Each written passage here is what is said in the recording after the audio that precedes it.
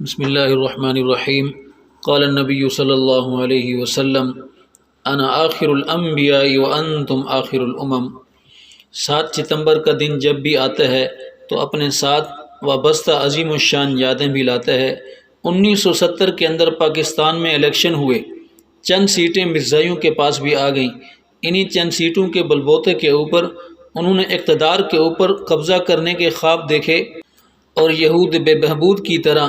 اسلام اور اہل اسلام کے خلاف منصوبے اور سازشیں کرنے لگے۔ چنانچہ ملک میں تخریب کاری کرتے ہوئے 29 مئی 1974 کو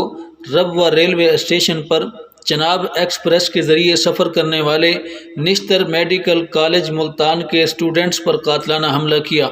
جس کے نتیجے میں ایک تحریک وجود میں آئی۔ سید بنوری رحمۃ اللہ علیہ اس وقت امیر تھے۔ ان کی آواز کے اوپر تمام جماعتیں جمع ہو گئیں اور ساری اپوزیشن متحد ہو گئی، اور سب کا ایک ہی نعرہ تھا کہ قادیانیوں کو غیر مسلم اقلیت قرار دیا جائے۔ قومی اسمبلی میں اس وقت مفتی محمود، مولانا غلام غوث ہزاروی، مولانا عبدالحق اور شاہ احمد نورانی جیسے علماء ختم نبوت کی وکالت کر رہے تھے۔ چنانچہ بحث جاری ہوئی۔ قومی اسمبلی میں تقریباً 3 ماہ بحث جاری رہی اور مرزائیوں کے دونوں گروہوں نے اپنا موقف پیش کیا، اور امت مسلمہ کی ترجمانی کرتے ہوئے مفکر اسلام مفتی محمود رحمۃ اللہ علیہ نے جب موقف امت مسلمہ کا سامنے رکھا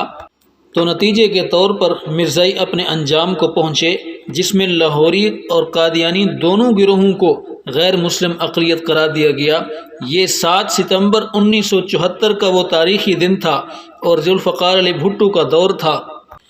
جس دن سے یہ قانون بنا اسی دن سے یہ کفریہ طاقتوں کی زد میں ہے۔ اس کے بعد جنرل محمد ضیاء الحق کا زمانہ آیا تو قوانین کی چھانٹی ہونے لگی۔ مرزائیوں نے اس وقت بھی منصوبہ کیا اور اس کو منسوخ کرانے کے لیے ایڑی چوٹی کا زور لگایا، تو مسلمانوں کے اندر ایک تشویش کی لہر دوڑی۔ محبت نبوی نے جوش مارا۔ آخر کار یہ محبت نبوی اور غیرت ایمانی تحریک ختم نبوت 1984 کی شکل میں ظاہر ہوئی۔ اس تحریک کی قیادت اس وقت کے جبال علم حضرت خواجہ خان محمد رحمۃ اللہ علیہ، مولانا فضل الرحمان، مولانا اجمل خان صاحب، مولانا عبید اللہ انور، مولانا یوسف لدھیانوی شہید، میاں سراج احمد دین پوری، مولانا لقمان علی پوری، مولانا عزیز الرحمان جالندری، مولانا ضیاء القاسمی، مولانا منظور احمد چنیوٹی جیسے علماء نے کی۔ اس کے علاوہ چاروں صوبوں میں ہر مکتب فکر کے علماء نے بھرپور تائید کی اور ساتھ دیا، جس کے نتیجے میں 26 اپریل 1984 کو صدر پاکستان ضیاء الحق کے ہاتھوں امتناع قادیانیت آرڈیننس جاری ہوا، اور اس کے ذریعے 2 نئی شقیں 298B اور 298C وجود میں آئیں۔ اور اس آرڈیننس کی ضرورت اس لیے پیش آئی کہ 1974 میں جب ان کو غیر مسلم قرار دے دیا گیا تو اس کے باوجود یہ تمام اسلامی شعائر کا استعمال کرتے تھے، جس کو روکنے کے لیے اب یہ آرڈیننس جاری ہوا۔ اس کے تحت کوئی مرزائی اپنے آپ کو مسلمان، اپنی عبادت گاہ کو مسجد، اپنے مذہب کو اسلام، اپنے کسی سربراہ کو امیر المومنین یا خلیفۃ المسلمین، مرزا غلام احمد کو نبی، اور نام نہاد نازل ہونے والی وحی کو قرآن، اس کی باتوں کو حدیث، یا اس کے کسی مرید کو صحابی، اس کی بیوی کو ام المومنین نہیں کہہ سکتے، اذان نہیں دے سکتے، اپنے کفر یا عقائد کی دعوت اور تبلیغ نہیں کر سکتے۔ غرض دین اسلام کے شعائر میں سے کسی شعار کو بھی یہ اپنے لیے استعمال نہیں کر سکتے۔ یہ آرڈیننس اب آئین پاکستان کا حصہ ہے، مگر اس قانون کو توڑتے ہوئے مرزائی اس وقت تمام شعائر اسلامی استعمال کرتے ہیں، مسلمانوں کو دھوکہ دے کر ان کا ایمان سلب کرنے کی کوشش میں لگے ہوئے ہیں۔ یاد رکھیے، عقیدہ ختم نبوت تو وہ عقیدہ ہے جس کے بغیر ہماری نماز، روزہ، زکوٰۃ، حج وغیرہ تمام عبادات بیکار ہیں۔ اس کی عظمت کا اندازہ اس سے لگائیے کہ نبی کے زمانے میں اسلام کے دفاع کے لیے لڑی جانے والی جنگوں میں